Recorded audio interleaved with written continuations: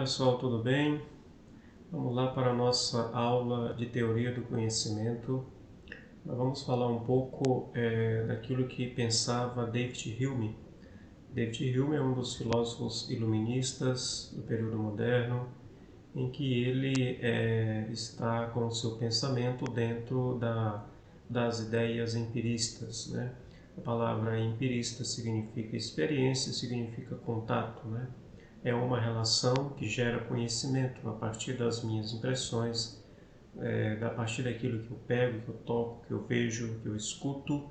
Tudo isso que eu vejo, que eu escuto, que eu toco, ele pode ser de fato experienciado. Então essa relação entre a impressão e a realidade gera um conhecimento. Essa é a centralidade do pensamento ou da escola empirista aí do período iluminista, do período moderno da filosofia. Então, David Hume, nós vamos falar desse autor, que é um dos pensadores importantes, né, junto com outros desse período, em que vai tratar da questão da teoria do conhecimento dentro dessa perspectiva, né? Quando se fala teoria do conhecimento, nós estamos aqui dentro de uma realidade da produção do conhecimento, ou seja, como é que acontece o conhecimento, como o ser humano conhece. Essa é também a centralidade. Quais são os caminhos e como o ser humano adquire o conhecimento. E aí os empiristas eles vão construir as suas ideias, né, filosóficas, mostrando a partir das impressões e da experiência, do contato que você tem com as coisas. De forma que aquilo que eu não tenho contato, aquilo que ainda possa ser captado pelas impressões, mas eu não vejo, eu não tenho contato, eu não pego, isso não gera conhecimento. É também uma das propostas, né, defendidas aí pelos empiristas modernos, certo? Então vamos lá.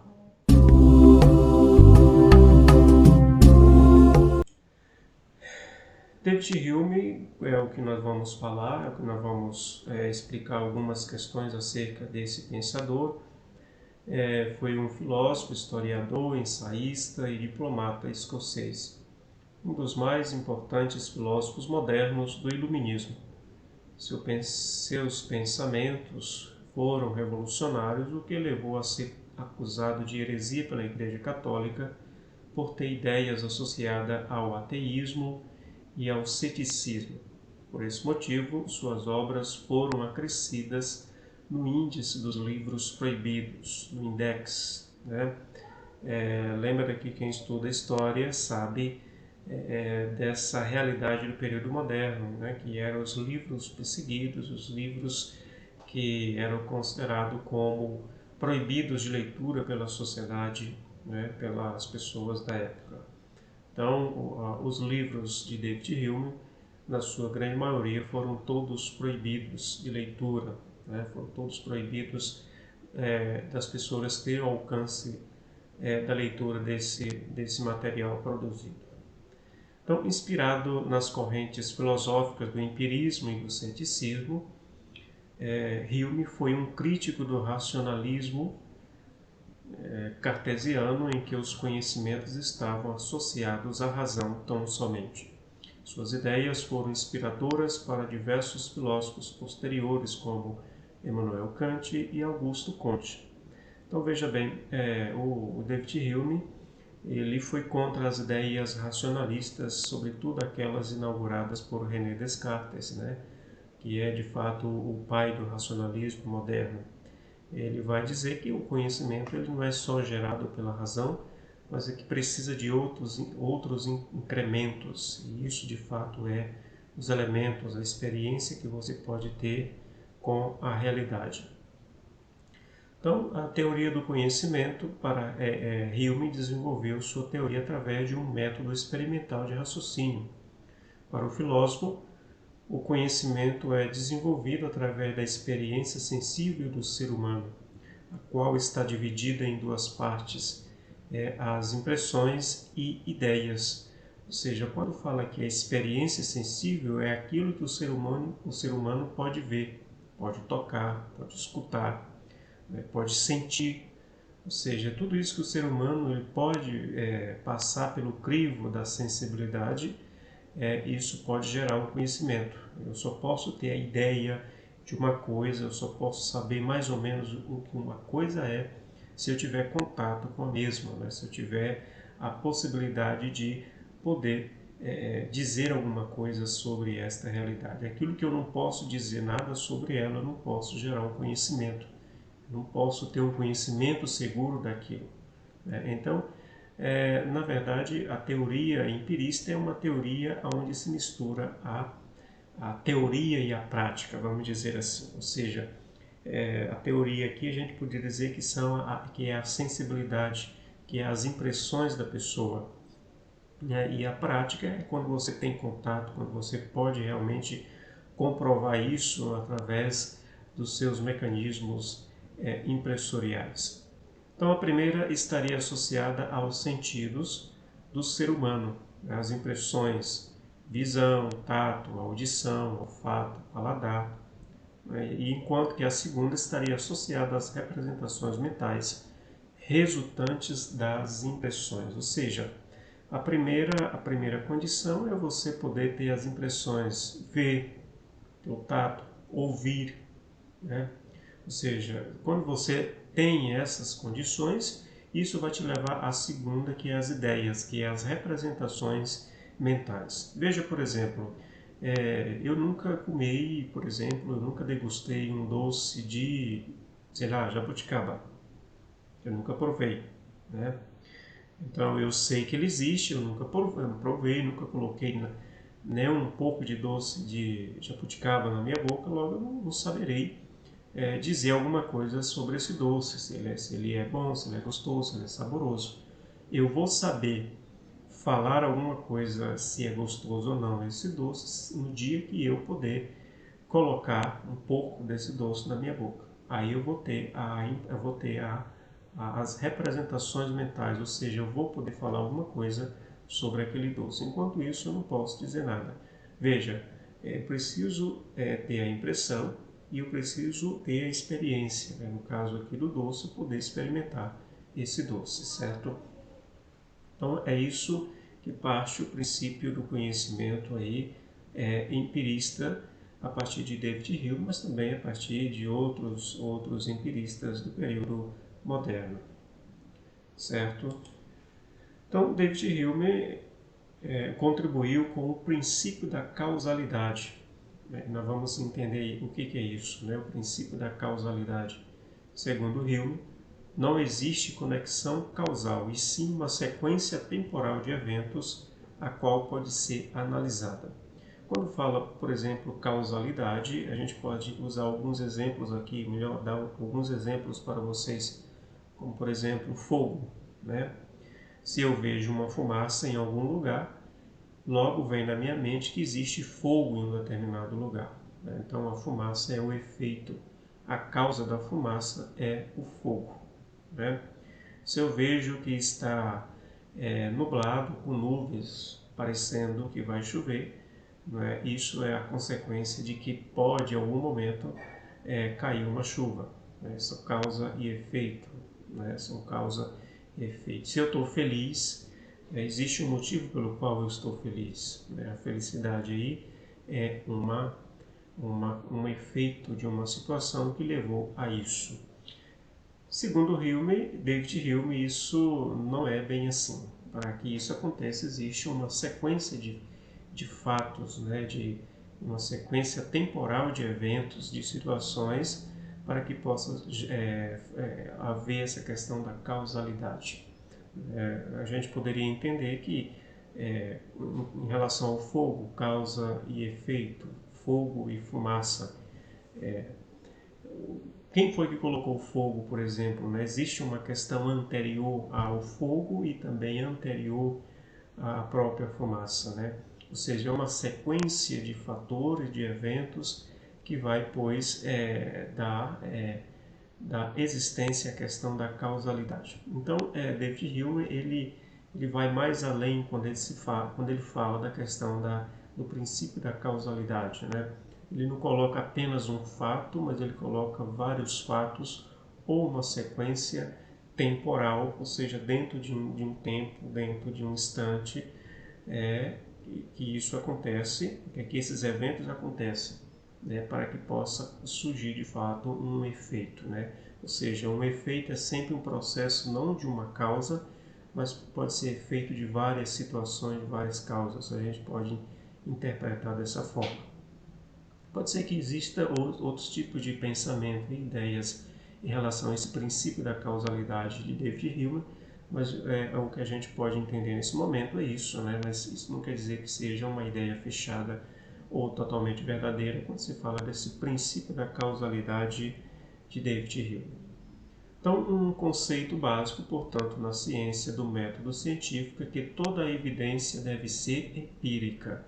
Tudo aquilo que é evidenciado, tudo aquilo que pode ser visto, tudo aquilo que passa pelas impressões, ela deve ser experienciada, ou seja, deve ser algo concreto, que pode ser analisado, não é, que possa passar pelas capacidades mentais do ser humano. Aquilo que, embora eu tenha a impressão, mas isso me foge à prática, então, segundo David Hume e a corrente empirista, isso não pode ser verdade. Isso não pode ter a causa de veracidade, né? Então, para ser verdade é que exista a impressão e exista a prática, o fator empírico, né? Ou seja, aquilo que é capaz de gerar conhecimento é aquilo que eu possa ver, eu possa sentir, eu possa passar pelo paladar, eu possa escutar, né? E tudo isso que eu escuto eu posso realmente definir. Então, se eu posso, então isso gera conhecimento, certo? Ou seja, ela deve estar sujeita à comprovação feita pelos sentidos, permitindo o conhecimento, especialmente para a experiência sensorial.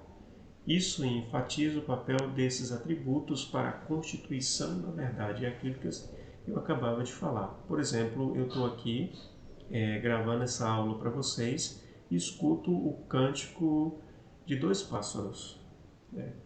Dois pássaros. Então eu sei que existe dois pássaros cantando.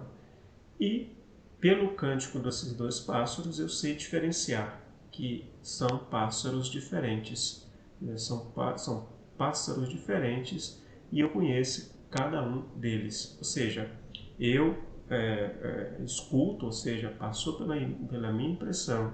Quando eu vou pensar na prática, na questão empírica, eu percebo que são duas realidades, são dois pássaros diferentes.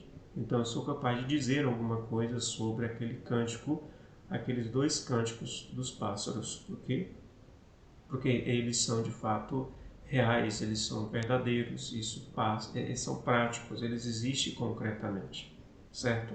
Então, o que gera conhecimento é aquilo que existe propriamente dito, né? Aquilo que pode ser captado pelas impressões, e ao ser captado pelas impressões, isso vai gerar um conhecimento, né? Isso é possível de gerar conhecimento, melhor dizendo, ok? Então, com a valorização das experiências e do saber científico, o homem passou a buscar resultados práticos. Essa postura levou o empirismo a assumir uma metodologia científica rigorosa, onde todas as hipóteses e teorias deveriam ser testadas experimentalmente, né? Aqui vai levar a um método científico, como foi acabado de falar nesse pequeno parágrafo, né? Ou seja, a teoria do conhecimento gerada pelo empirismo, isso leva a uma metodologia científica de uma forma rigorosa, de forma que isso vai contribuir diretamente para os resultados da ciência. O que é os resultados verdadeiros da ciência? É quando você percebe pelas impressões, aquilo é captado pelas impressões e você vai levar para a experiência. Você pode fazer isso na prática, né? Se você pode fazer isso na prática, então isso gera uma verdade, gera um fato próprio, né? Existencial concretamente. Por outro lado, toda afirmação metafísica deve ser rejeitada pelo empirismo. já que para essas afirmativas não há experimentação. O que é uma afirmação metafísica? É uma afirmação de uma realidade que você não toca, que você não vê, você pode até sentir, você pode até passar algo nas tuas impressões, mas você não vê, você não pega, você não toca, você não experimenta com o seu paladar. Então, isso não vai gerar um conhecimento na ótica do empirismo, porque do empirismo precisa da prática, precisa a coisa existir propriamente. Então, claro que isso vai cair nessa realidade que a gente está falando agora, que esse parágrafo está dizendo para nós.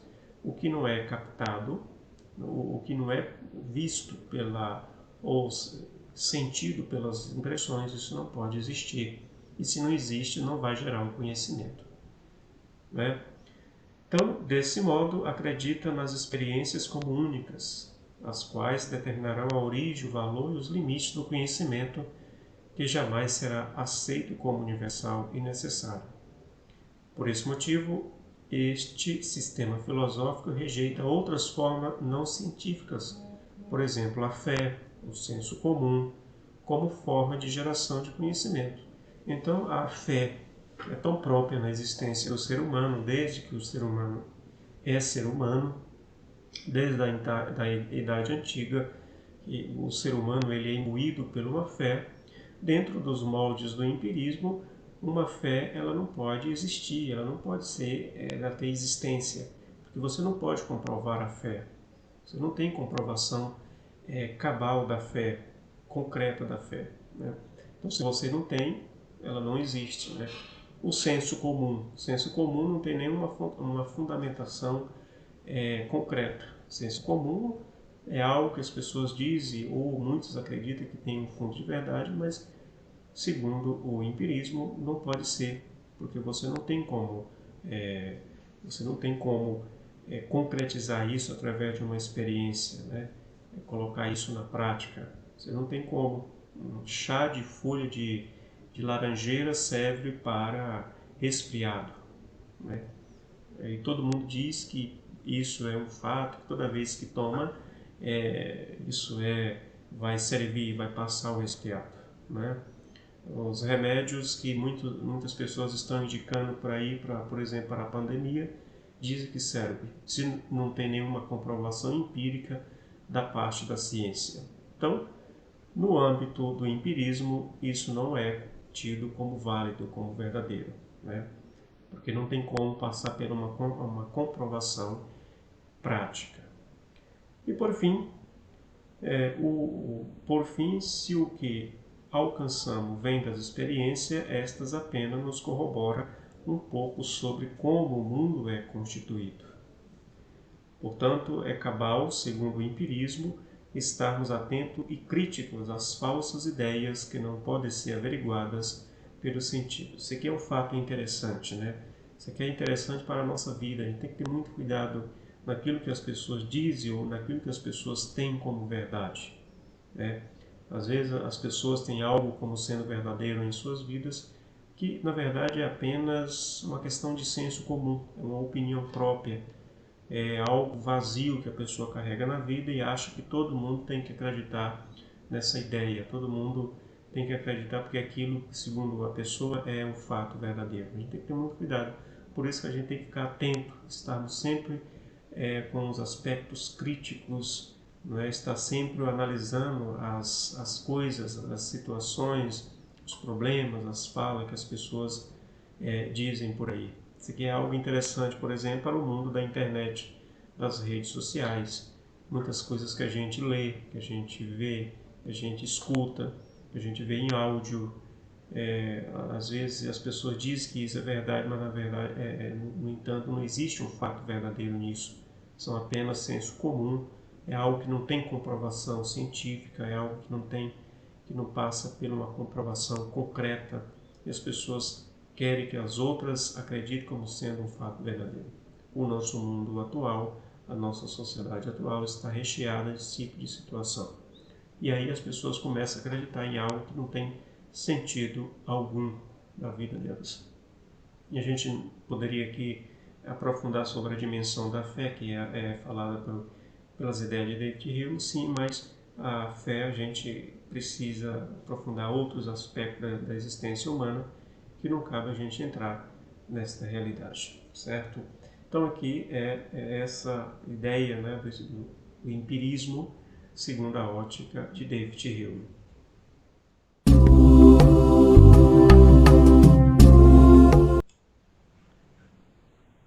Então aí pessoal, a gente acabou de ver, né? Estamos encerrando aí esse conteúdo, esta aula que fala sobre o conceito de empirismo, do conhecimento empirista na ótica de David Hume, em que ele mostra para nós como de fato é gerado o conhecimento, como o ser humano adquire o conhecimento, e segundo ele, nós acabamos de ver aí no texto, que vocês vão depois ler e acompanhar, é através de duas situações, as impressões e os mecanismos e aquilo que é afetado pela capacidade mental ou a capacidade cognitiva de cada um, certo? Então vamos lá, estamos aqui encerrando esta aula para vocês. Vocês deverão depois acompanhar esta aula aqui, ó, nesses canais aqui, sobretudo no YouTube, onde vai estar a aula, e depois no Classroom, né, e também aí no Instagram, ou melhor, no WhatsApp, onde vocês podem tirar as dúvidas de vocês em relação a esse conteúdo e também em relação às atividades, às questões que nós vamos elaborar. Ok? Grande abraço e até a próxima aula.